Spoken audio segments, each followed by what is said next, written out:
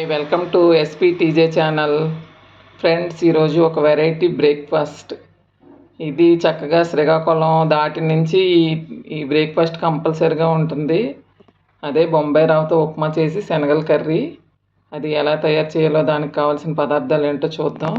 First అయితే బొంబాయి రవ్వ ఇలా తీసుకోవాలి. దీన్ని బాగా వేయించుకోవాలి. మనం ఇప్పుడు ముందుగా స్టవ్ వెలిగించుకొని ఒక కడాయి పెట్టుకొని చక్కగా ఈ బొంబాయి రవ్వ వేయించుకోవాలి.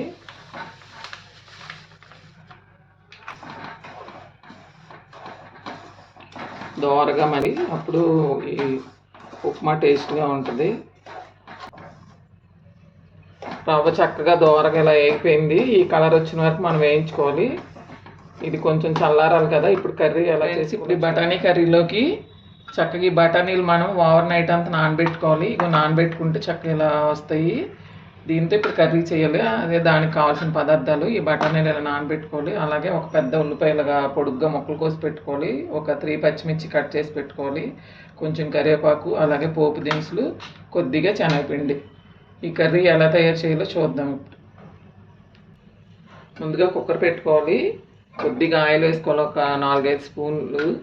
అలాగే ఆయిల్ వేడెక్కిన తర్వాత పోపు దినుసులు వేసుకోవాలి. కొద్దిగా శనగపప్పు, మినపప్పు, ఆవాలు, జీలకర్ర వేసుకోవాలి. ఇవి కొంచెం బాగా ఫ్రై అవుతూ ఉంటాయి.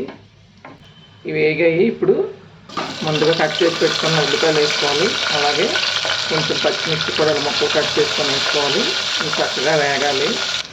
కొంచెం కరివేపాకు వేసుకోవాలి. వేసుకొని ఒకసారి తాలింపు మొత్తం ఇలా కలుపుకోవాలి. ఈ కలర్లో వస్తే చాలు ఉల్లిపాయలు.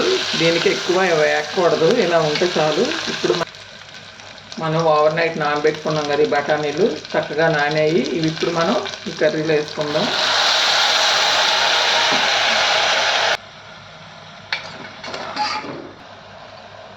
కొంచెం పసుపు వేసుకోవాలి. అలాగే కర్రీకి సరిపడా ఉప్పు, అలాగే ఒక స్పూన్ కారం. మొత్తం కలుపుకోవాలి నీట్గా. ఇంకా చక్కగా మగ్గిపోయింది. ఇప్పుడు మనం ఈ కర్రీ ములిగినంత వాటర్ పోసుకోవాలి. కూర ఇలా ఉడుకుతున్నప్పుడు ఒకసారి ఉప్పు చెక్ చేసుకొని మనం ఇప్పుడు కుక్కర్ మూత పెట్టేద్దాం. 5 విజిల్స్ వచ్చిన వరకు ఉంచుకుందాం. 5 విజిల్స్ అయిపోయినాయి. మనకి గ్యాస్ ఆఫ్ చేసుకుందాం. ఫ్రెండ్స్, కర్రీ చల్లారాలి కదా, అంతలోకి మనం ఉప్మా రెడీ చేసుకుందాం. ఆ ఉప్మాకి కావాల్సిన పదార్థాలు ఇదిగో బొంబాయి రవ్వ ఫస్ట్ మనం వేయించుకున్నాం కదా, ఇలా ఒక కప్పు తీసుకోవాలి. అలాగే ఒక పెద్ద ఉల్లిపాయలుగా చక్కగా సన్నగా ముక్కలు కోసి పెట్టుకోవాలి. పొడుగ్గా 4 పచ్చిమిర్చిలు కట్ చేసి పెట్టుకోవాలి. కొద్దిగా కరివేపాకు, అల్లం ఇలా చిన్న ముక్కలు కట్ చేసి పెట్టుకోవాలి. కొంచెం కొత్తిమీర, శనగపప్పు, మినప్పప్పు, ఆవాలు, జీలకర్ర. ఒక బాణలి పెట్టుకోవాలి ఈ ఉప్మాకి. అలాగే ఇది వేడెక్కినప్పుడు కొద్దిగా నెయ్యి వేసుకోవాలి. నెయ్యి వేసుకుంటే స్పెషల్ టేస్ట్ వచ్చింది ఉప్మాకి. కొద్దిగా నెయ్యి, చక్కగా కొంచెం శనగపప్పు, అలాగే మినప్పప్పు, కొంచెం ఆవాలు వేసుకోవాలి. ఆవాలు కొద్దిగా ఎక్కువ వేసుకుంటే ఉప్మా బాగుంటుంది, కలర్ఫుల్గా కనిపిస్తూ ఉంటాయి ఆవాలు. అలాగే కొద్దిగా జీలకర్ర వేసుకోవాలి.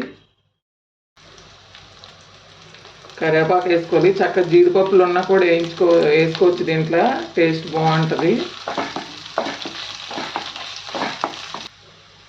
తాలింపు మగ్గింది ఫ్రెండ్స్. ఇప్పుడు మనం ఏ కప్పుతో రవ్వ తీసుకుంటామో ఆ కప్పుతో 3 కప్పులు వాటర్ వేసుకోవాలి.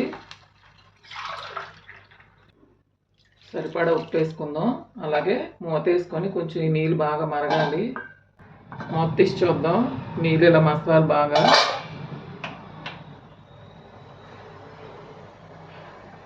ఫ్లేమ్ కొంచెం తగ్గించుకొని మనం ఇప్పుడు ఈ రవ్వని చిన్నగా వేసుకోవాలి. ఉండలు లేకుండా స్లోగా వేసుకుంటూ కలుపుకోవాలి. ఉప్మా రెడీ అయిపోయింది. పైన కొంచెం నెయ్యి వేసుకుందాం. ఉప్మా రెడీ అయిపోయింది. ఇది పక్కన పెట్టుకుందాం. బఠానీ కర్రీ కోసం ముందుగా శనగపిండి చూపించాం కదా, ఇది చక్కగా ఇలా వేసుకొని ఉండలు లేకుండా కొద్దిగా వాటర్ వేసుకొని బాగా కలుపుకోవాలి. శనగల కర్రీ ఇలా చక్కగా ఉడికిపోయింది. బఠానీ కర్రీ ఇప్పుడు మనం ముందుగా చక్కగా ఉండలు లేకుండా కలుపుకున్నాం కదా శనగపిండి, దాన్ని దీంట్లో వేసేసుకుందాం. ఈ కర్రీలో వేసుకొని కలుపుకోవాలి. కొంచెం కొత్తిమీర వేసుకోవాలి. ఒక 2 మినిట్స్ ఉడికితే సరిపోతుంది ఈ కర్రీ. ఇప్పుడు అలాగే ఈ ఉప్మాలోకి బఠానీ కర్రీ కూడా రెడీ అయిపోయింది. ఇలా సర్వింగ్ బౌల్తో తీసుకొని సర్వ్ చేసుకుంటే చాలా టేస్ట్గా ఉంటుంది. టేస్టీ టేస్టీ బ్రేక్ఫాస్ట్ రెడీ అయిపోయింది. చక్కగా ఇలా వేడివేడిగా తింటే చాలా బాగుంటుంది. ఈ బ్రేక్ఫాస్ట్ మీ అందరికి నచ్చినట్లయితే లైక్ చేయండి, షేర్ చేయండి, సబ్స్క్రైబ్ చేయండి. Okay friends, bye.